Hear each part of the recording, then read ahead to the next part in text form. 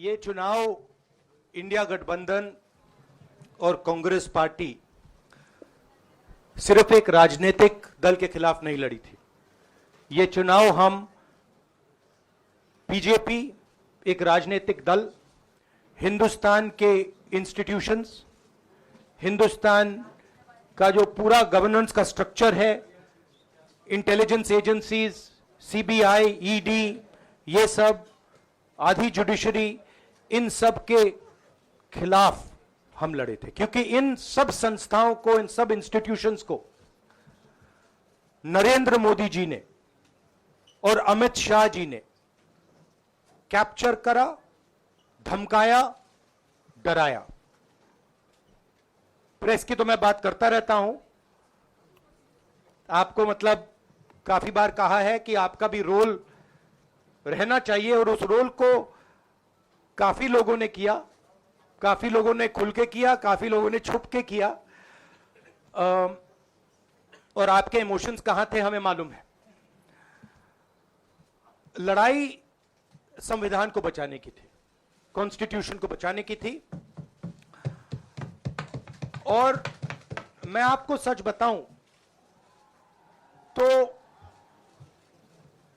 मेरे माइंड में था पहले से, जब इन्होंने हमारा बैंक अकाउंट कैंसिल किया, जब चीफ मिनिस्टर्स को जेल में डाला, पार्टियां तोड़ी, मेरे माइंड में था कि हिंदुस्तान की जनता अपने संविधान के लिए एक साथ खड़ी होकर लड़ जाएगी, और यह सच साबित हुआ।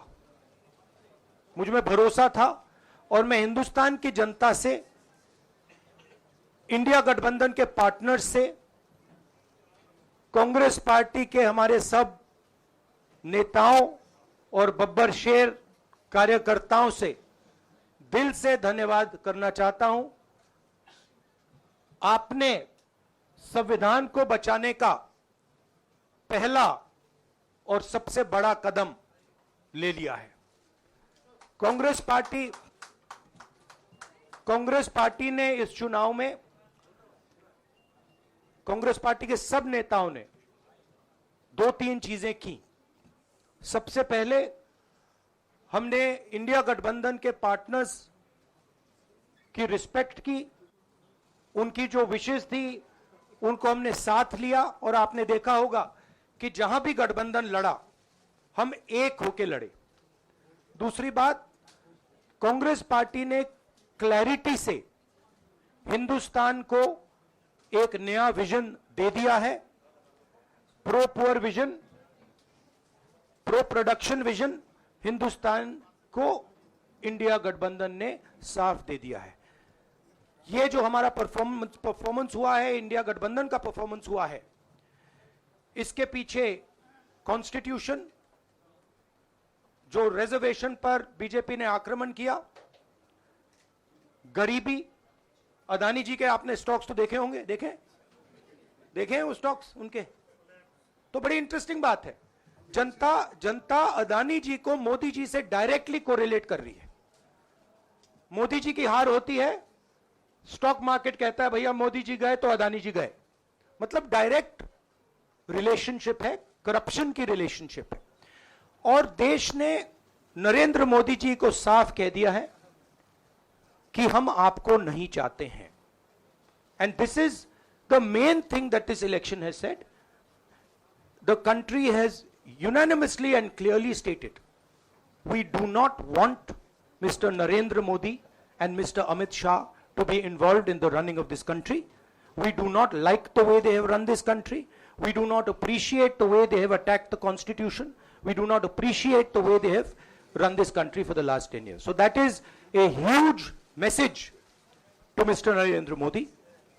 I'd like to thank everybody who has participated in this election. I am extremely proud of the people of India. I am extremely proud of the people who have resisted this onslaught on the constitution.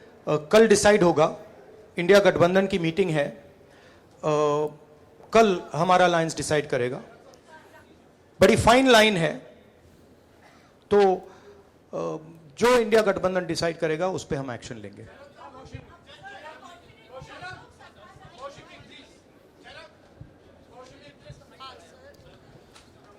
तो राहुल गांधी कह रहे हैं, खड़गे साहब भी आपसे पूछना चाहते थे कि यहाँ पे बीजेपी में जश्न हो रहा है और उनके हिसाब से एनडीए को मेजॉरिटी मार्क्स से ऊपर मिला है, तो एनडीए सरकार बना रही है। तो यहाँ पे क्या आपको लगता है कि आपने कहा नैतिक आधार पे प्रधानमंत्री नरेंद्र मोदी को नहीं बने रहना चाहिए, क्या आपको लगता है कि बीजेपी में भी खेमेबंदी होगी इसको लेके, और क्या खुद नरेंद्र मोदी को ये फैसला लेना चाहिए?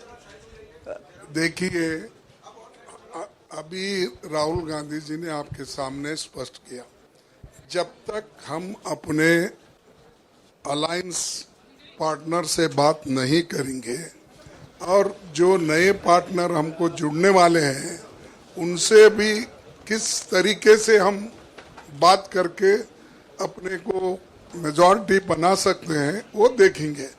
सारे स्ट्रैटेजीज अगर यही मैं बोलूंगा फिर मोदी जी होशियार हो जाएंगे, इसलिए हाँ जयराम जी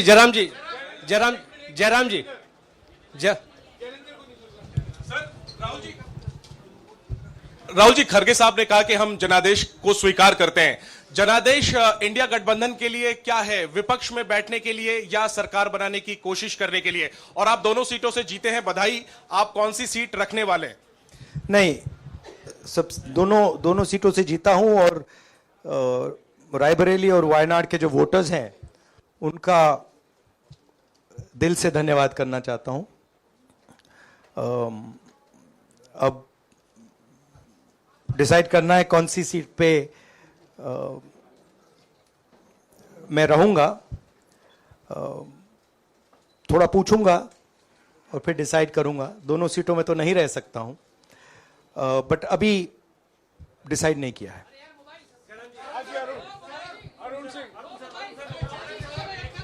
राहुल जी, भारत जोड़ो यात्रा के लिए जब आप निकले थे तब से लेके अब तक काफी लंबी यात्रा रही, काफी बीच में उतार चढ़ाव आए।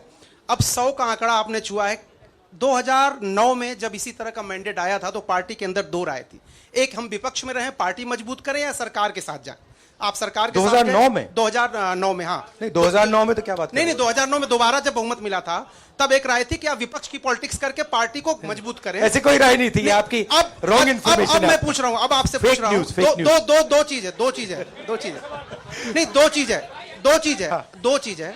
ये जो मैंडेट मिला है, आप अपोजिशन में रह के आप और पार्टी मजबूत करना चाहते हैं या सरकार बनाना चाहते हैं? आप चाहते क्या है?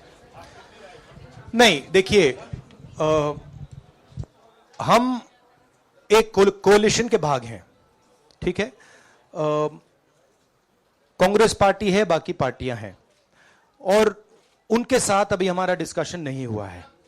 हमने, भैया शांत हो जाए, हमने उनसे कहा था, इंडिया पार्टनर से कहा था कि चुनाव के बाद 5 तारीख को हमारी मीटिंग होगी और उस मीटिंग में हम ये जो सवाल है इसको डिसाइड करेंगे।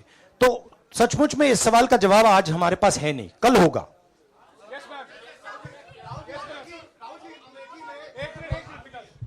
राहुल जी, अमेठी में आपके लिए कहा गया कि राहुल गांधी ने अपने पीए को चुनाव लड़ा दिया, अब उन्हीं किशोरीलाल शर्मा ने। नहीं, देखिए, ये बीजेपी ने कहा था। नहीं, देखिए, बीजेपी लोगों को रिस्पेक्ट नहीं करती है और आज उन्हीं किशोरीलाल ने हरा दिया, तमीज से बात नहीं करती है।